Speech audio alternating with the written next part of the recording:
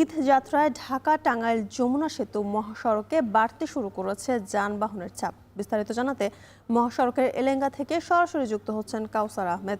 কাউসার, যানজটের কি অবস্থা দেখতে পাচ্ছেন? কি মনে হচ্ছে সেখানকার পরিস্থিতি দেখে? বেলা বাড়ার সাথে সাথে কি চাপ আরো বাড়তে পারে কিনা?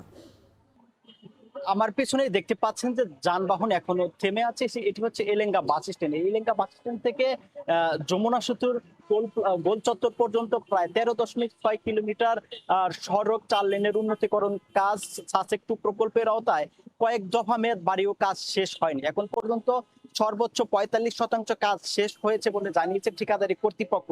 একটি তথ্য জানিয়ে রাখি যে এলেঙ্গা থেকে জয়দেবপুর পর্যন্ত যে 4 লেনের সড়কটি রয়েছে, এখানে গতি থাকে 80 থেকে 90 কিলোমিটার বা কখনো 100 কিলোমিটার গতিতে যানবাহন চলাচল করলেও এখানে এসে গাড়ির গতি হয়ে যায় সর্বোচ্চ 10 থেকে 15 কিলোমিটার বেগে। এর কারণ হিসেবে হচ্ছে যে আমার পেছনে ফ্লাইওভারের কাজ হচ্ছে, যে কারণে এখানে এসে ধীর গতির সৃষ্টি হয়। আর এছাড়াও মহাসড়কের বিভিন্ন এলাকায় আমরা দেখেছি যে এই এলেঙ্গা থেকে যমুনা সেতু পর্যন্ত এখনো 4 লেনের কাজ, কোথাও ফ্লাইওভারের কাজ, কোথাও আন্ডারপাসের কাজ শেষ হয়নি। যে কারণে এই ধীর গতি থেকেই এই যানজটের সৃষ্টি হয়। স্বাভাবিক সময়ে যমুনা সেতুতে 24 ঘন্টায় যেখানে 22 থেকে 21,000 যানবাহন পারাপার হয়ে থাকে, সেখানে গেল রাত 12টা পর্যন্ত 24 ঘন্টায় প্রায় 33,000 যানবাহন পারাপার হয়েছে। এখানে টোল আদায় হয়েছে প্রায় 3 কোটি টাকার মতো। এদিকে সকাল পর্যন্ত প্রায় 12,000 যানবাহন এই যমুনা সেতুতে 8টা পর্যন্ত পারাপার হয়েছে 8 ঘন্টায়।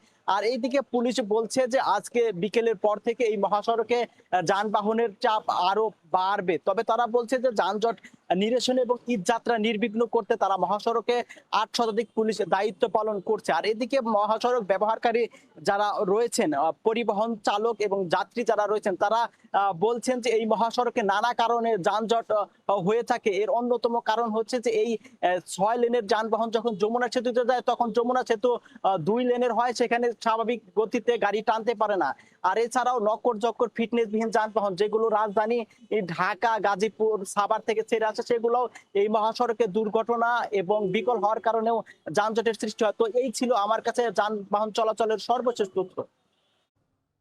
ঢাকা টাঙ্গাইল মহাসড়কের সবশেষ খবর জানাতে যুক্ত ছিলেন কাউসার আহমেদ।